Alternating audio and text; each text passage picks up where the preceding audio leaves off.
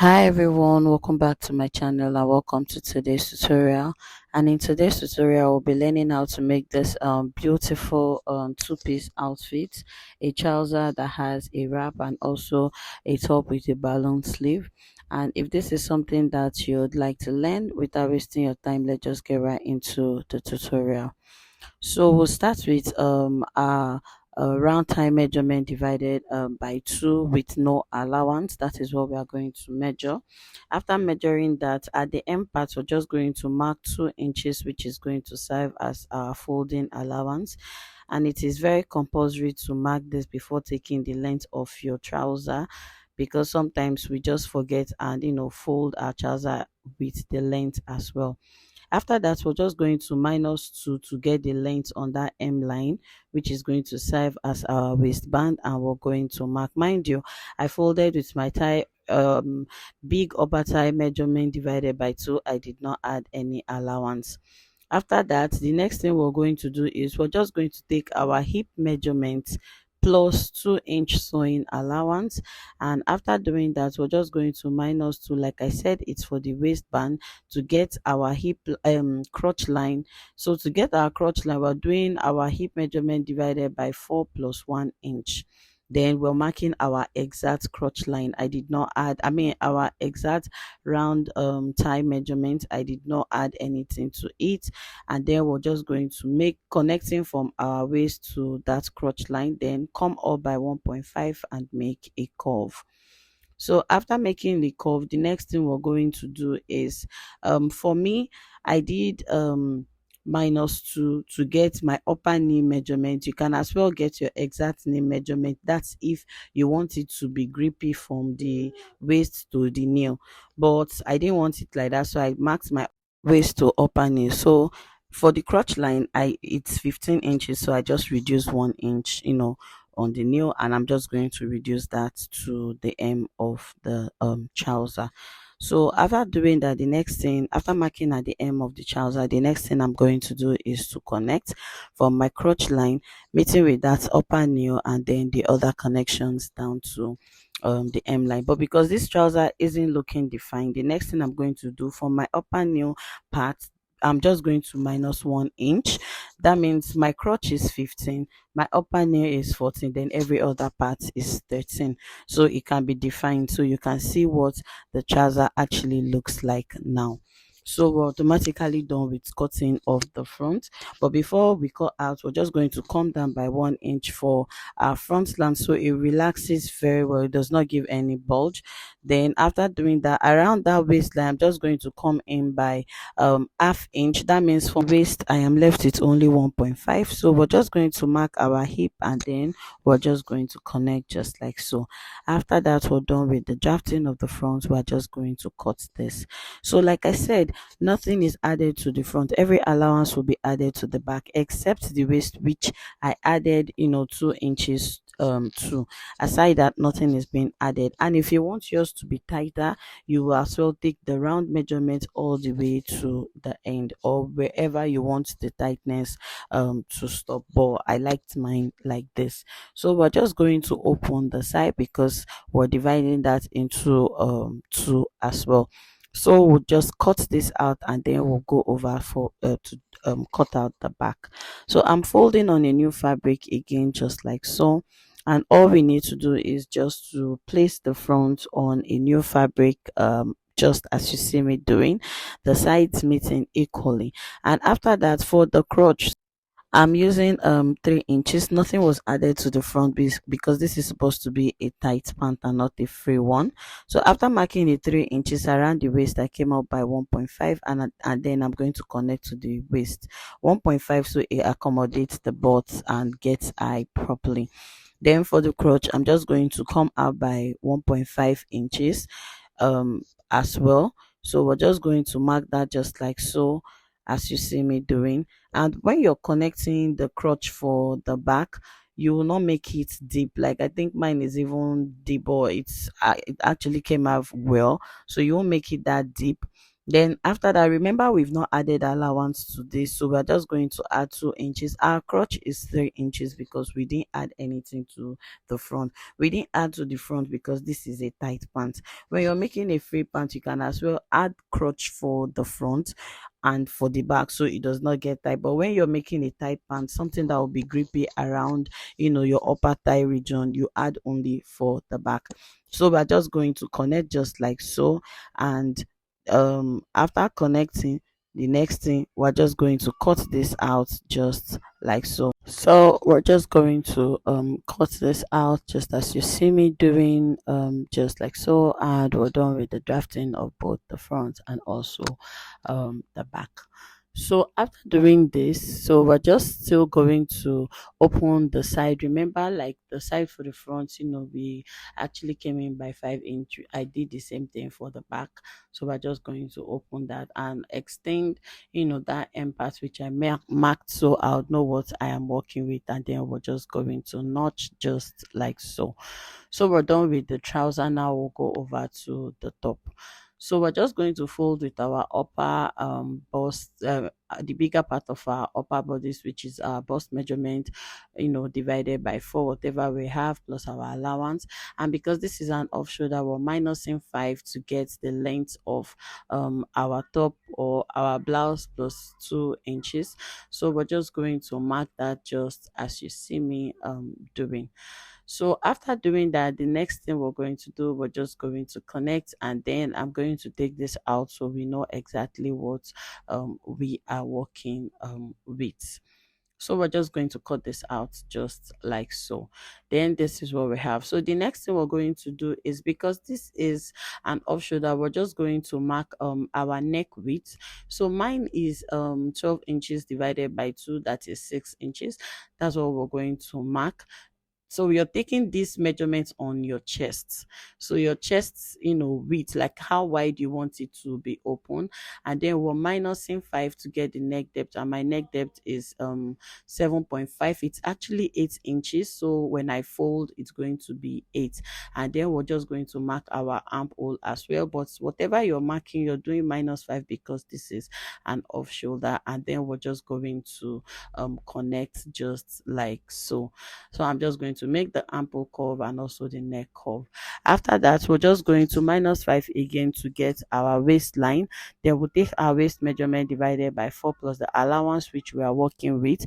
And on the armhole, we'll take our bust measurement divided by 4 plus the allowance.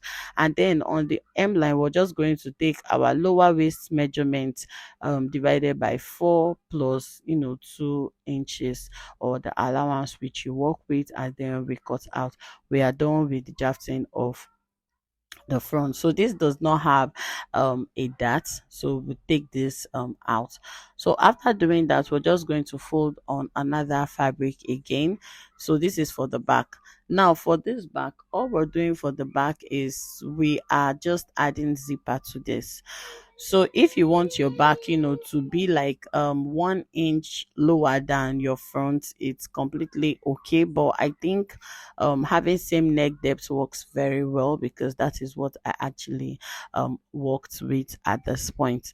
So after doing that, I'm just going to place, I'm checking because I'm actually, managing my fabric. So we're just going to cut this out just like so. Like I said, everything is exact, everything is the same except the zipper allowance. So we're just going to cut this out just like so. Now after doing that, on our waist, we're just going to come in by 0.75 and connect, so our zip will not be bulging out or will not be relaxed. And then we take the same neck again, and then we open the back. And this way we are done with cutting both the front and also the back. Now for our sleeve, we have a sleeve band, and the my band is 13 inches, and then I worked with a width of like 4 inches. So that is what we're doing. We're just going to cut this out and divide into 2 for the both sleeve. So this is what it looks like. After that, for our sleeve, we're just going to fold our fabric again into, like, if you have enough fabric, you can as well make it to be big. We'll fold the fabric into four because we're actually cutting the both sleeve. The upper part will be as wide as it is, or whichever measurement you want to work with. Then the hem will be around like 10 inches. So our elastic relaxes very well. You don't struggle with your elastic. We're just going to cut out and we notch, and this is what our sleeve looks like. So now after that, whatever I'm left with, this is all I am left with. So this is what I'm just going to use for my wrap. And at this point, I'd not even cut out my trouser waistband. So, like I said, I was struggling with my fabric. I had just 3 inches, or 3 yard rather, which I actually did the sewing with. So please make yours, if you're up to my size, around 3.5 inches, so you don't get to be attaching. Your drape can relax well. So after that, let's go over to the sewing. So we're just going to fold our band into two to get about 2.5, just as you see me doing. So this band is where we're going to drape our sleeve on. So after that, this is the sleeve. So either you stitch or directly work on it. So after stitching, this is what it looks like. So I'm just going to notch the band so that the notched part of the band and the notched part of the sleeve will be the same. Then when we are pleating, all sides to be equal. This is what it looks like after pleating. At this end part, all you have to do is to add your elastic band. And because this is a two-piece and English wear, please weave. Now for the top, I've gone ahead to fold the neck parts, either way you want to do it, and we're just going to place the front and the back together just like so, because we want to close the sides. So this does not have a lining or anything, so it's like a very quick outfit to make. So this is what the neck looks like after I've gone to turn it, and all we need to do at this point is just to take our body measurements. So we're going to take our bust measurement divided by 2. You can see how I'm placing it. Then whatever I have left, I'm just going to share for the both sides. This way it gives you your client's exact measurement. You don't get to even do any adjustments, most at times. Then you take your waist measurement again from one end meeting to the other, and whatever you have left, you're just going to divide into 2 for the both side. And like I told you, the end part, we're not using our hip measurement there, but rather we're using our lower waist measurement there, divided by 2. Whatever we have left, we're just going to share for the both side. That way we have equal measurements on the both side, and then we're just going to connect them just like so, and then stitch on them. So this is like an easy ready to wear, and it came out very well. So we're just going to stitch just as you see me doing. After doing that, the next we're going to do is to add our sleeve. You see this part on the neck, which we took 6 inches to get our 12, that is actually pointy. That is the part which we are going to attach the sleeve, both for the front and also for the back. And mind you, I told you that my sleeve band is 12 inches, but I made it 13. So you just cross check, and then you mark exactly that's your 12 inches which you're working with, or whatever your band is, either 5 or 5.5. You mark that so you don't forget, and then you're going to place it on this part which I am placing, both for the front and also for the back. So whichever way you're comfortable with fixing your sleeve, just do that for the both side. So after doing that, this is what we have. The next we're going to do is to make the end part to get like a fitting. If you want to keep it straight, it's completely fine, but remember we added about 2 inches to this, so we're not just going to keep it straight like that, but rather we're just going to on this side which we have stitched, we're going to come up by 2 inches. Then we can make it come like anyhow you want yours to be. It's completely fine. This actually tucks in. That is why we have it balancing on our waist, because you put the trouser on top of it. So this is the curve which I made, and the next thing we're just going to cut this out before we fold, so you can see how it is. So this is it. After doing this, the next thing we're going to do on the side allowance, I'm just going to take off the excess that I have there, and then we're just going to fold the down part of it. So we're almost done with the sewing of our upper bodies, so we're just going to double fold just like so. And after double folding to the end, the next thing we're going to do is we are just going to add our zipper to it. So this is what it looks like after I've gone ahead to add the zipper. At this point, I've not even ironed, but you can see what our blouse or our top looks like. So we'll go over to our trouser. So I've gone ahead to add to join the crotch part, but for the back crotch, I actually left from the band, I left about 10 inches because I made the zipper to be a back zipper. So this is what it looks like. We're not closing immediately because we need to drape for the front before closing. But before we do that, we're just going to go ahead to put our waistband for the front and also for the two pieces for the back as well. Now after doing that, this is when we drape. Then for draping, from our waist we're coming down by 9 inches, and then or 10 inches plus 2 inches extra, or 9 plus 4 inches extra. It all depends on where you want your drape to start and also to end. It does not have a constant measurement for that. And after doing that, you're just going to drape either directly on it, or you drape differently and then you stitch on it. So it all depends on how you want it to be. So you can see what I'm doing. I'm just making, casual pleats on it, like I'm just making pleats on it, but making sure it stops on where we took our measurements, our markings. It does not exceed or be shortened. So this is what we have. You can see mine is actually short because this was actually the only fabric I had left. I even had to join. After doing that, we'll place the back on it again so we can run a stitch on the side. So you can see what I am doing at this point. I had not stitched the drape part. I used the pin to hold it so I can stitch all of them together. So we're just going to stitch on the side to the end part, just as you see me demonstrating. But on this other side that we did not drape, you are not stitching on it. You're just going to place the back and the front together the way it is, and then we stitch to the end part. So after doing that, I'm just holding with the pin so I know what I am working with to be sure they are aligning. So after stitching that, the next we're going to do is to fold the end part which we actually marked. So we are just going to fold that. After folding, the next thing we're going to do is to close on our crotch line. So you match the both crotches together so they will be equal and aligned properly. So after you do that, we're just going to check again to the end part to know if they align properly at this point. Now at this point, if it does not align, all you have to do, it shows that you have shortened with the folding of your end part. So you're just going to lose again and just adjust that because they need to relax. That's why you see whenever I'm making a trouser, I used to notch, or whatever you're doing that you have to work on an end part, you will notch. So after folding or stitching that, this is all we have. So this is what it looks like. So to hold this our wrap, all we are going to do is either you can use a pin, but I actually used a band.